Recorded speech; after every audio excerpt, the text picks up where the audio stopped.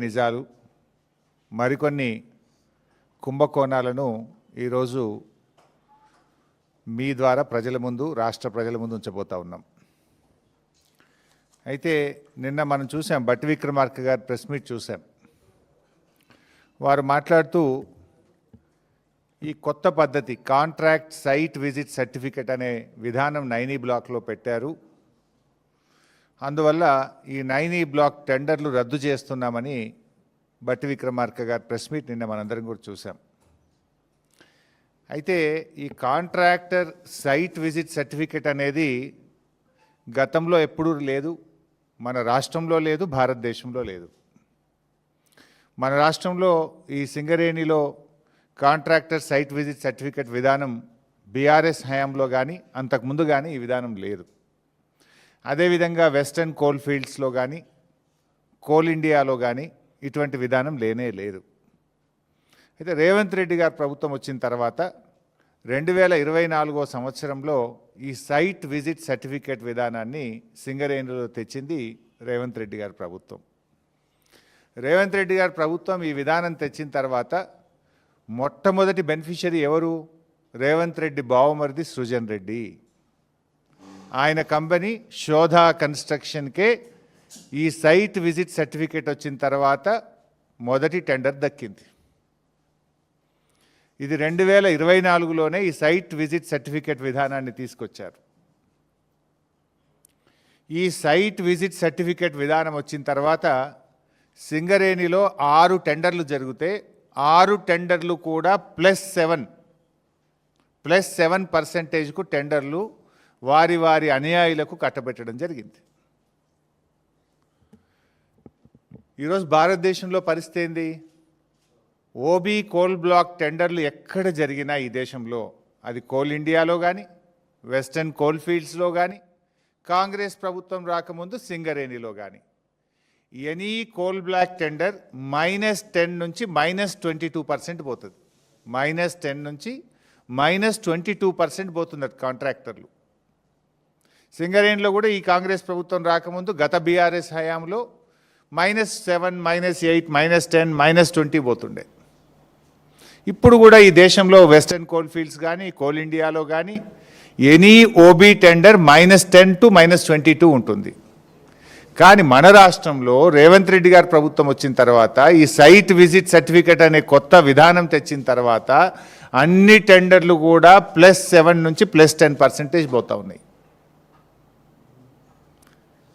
అయితే నిన్న బట్టి గారు కేవలం 9E బ్లాక్ మాత్రమే సైట్ విజిట్ సర్టిఫికేట్ ఉంది కనుక ఆ టెండర్ రద్దు చేస్తామన్నారు. మరి వీటి సంగతి ఏంది? ఇవాళ ఈ సైట్ విజిట్ సర్టిఫికేట్ వెనుక ఉన్న కుట్ర ఏంటంటే, అదర్వైజ్ ఆన్లైన్ టెండర్లు ఉంటే ఏమవుతుంది? దేశంలో ఏ రాష్ట్రం నుంచి అయినా ఎవరైనా అనుభవం ఉన్న కాంట్రాక్టర్లు ఆన్లైన్లో డైరెక్ట్గా టెండర్ వేయచ్చు.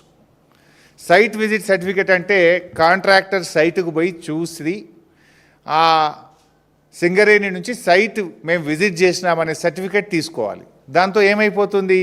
ఏ కాంట్రాక్టర్ టెండర్ వేస్తున్నాడో ముందే వీళ్ళకి తెలిసిపోయి వాళ్ళను భయభ్రాంతులకు గురి చేసి వాళ్ళను నయాన్నో భయాన్నో ఒప్పించో మెప్పించో బెదిరించో వాళ్ళను టెండర్ వేయకుండా చేయడం, టెండర్ వేస్తే వీళ్ళకి అనుకూలంగా టెండర్ వేసే విధానం. అంటే సైట్ విజిట్ సర్టిఫికేట్ ద్వారా ఎవరు టెండర్లు వేస్తున్నారో ముందుగానే తెలిసే ఒక గ్యాంగు రేవంత్ రెడ్డి ప్రభుత్వం తరఫున ఒక ఏజెంట్ను పెట్టినారు. ఆ ఏజెంటు ఎవరు టెండర్ వేస్తున్నారో తెలిసి మొత్తం రింగు చేసి +7, +10%కు టెండర్లు వేస్తున్నారు. గతంలో సైట్ విజిట్ సర్టిఫికేట్ లేనప్పుడు ఏమవుతుండే? ఈ దేశంలో ఎవరైనా ఎక్కడి నుంచి అయినా డైరెక్ట్గా టెండర్ వేసే అవకాశం ఉండేది. ఇప్పుడు ఆ అవకాశం లేకుండా చేసి ముందుగానే ఎవరు టెండర్ వేస్తున్నారో తెలుసుకొని నయాన్నో భయాన్నో బెదిరించో ఒప్పించో మెప్పించో వాళ్ళని టెండర్ వేయకుండా చేసి తమ అనుయాయులకు ఈ టెండర్లు కట్టబెడతా ఉన్నారు. అందుకే ఈ సైట్ విజిట్ సర్టిఫికేట్ వచ్చిన తర్వాత సింగరేణిలో జరిగిన వేల కోట్ల రూపాయల టెండర్లు +7 నుంచి +10%కు వీరు కట్టబెట్టుకున్నారు, పర్సంటేజీలు కొల్లగొడుతున్నారు. అదే పద్ధతిలో ఈ 9E బ్లాక్ చేయబోతే ఏం జరిగింది?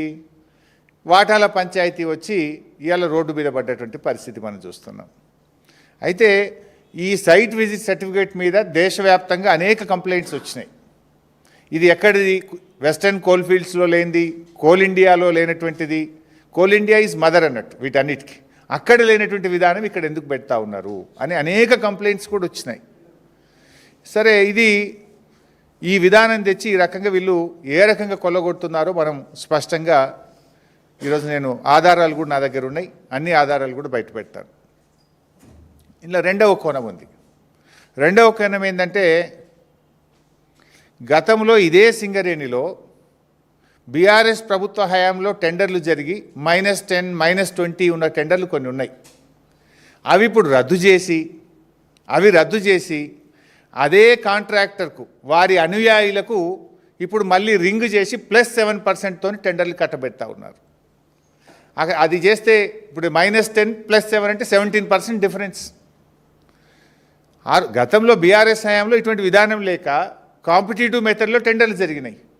ఆ టెండర్లను రద్దు చేసి వీళ్ళంతా కూడా కూడబలుక్కొని అదే కాంట్రాక్టర్లకు ఆ కంపెనీ పేరు మీద కాకుండా వాళ్ళ సిస్టమ్ కన్సర్న్ వాళ్ళ అనుయాయులకు ఈరోజు +7 మీద టెండర్లు కట్టబెట్టి కమిషన్లు కొల్లగొడతా ఉన్నారు.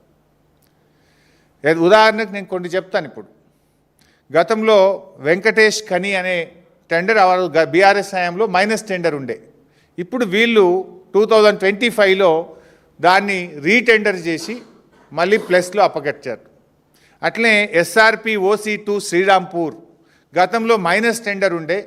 ఇప్పుడు ఆ మైనస్ టెండర్ను రద్దు చేసి మళ్ళీ టెండర్ నిర్వహించి ప్లస్ టెండర్ కుమ్మక్కి చేసి రింగు చేసి సైట్ విజిట్ సర్టిఫికెట్ పెట్టి వారి అనుయాయులకు కట్టబెట్టే ప్రయత్నం చేస్తున్నారు. అట్లనే ఎస్ఆర్పి OC2 ఎక్స్పాన్షన్ 2025 ఇది టెండర్ ఇప్పటికి 3 సార్లు వాయిదా వేసిండ్రు. ఇది కూడా కట్టబెట్టడానికి ఇంకా డీల్ సెటిల్ కాక వాయిదాలు వేసుకుంటూ ఇప్పుడు వాళ్ళ అనుయాయులకు కట్టబెట్టే ప్రయత్నం చేస్తున్నారు. ఇది గతంలో జరిగిన టెండర్లను రద్దు చేసి తిరిగి తమ అనుయాయులు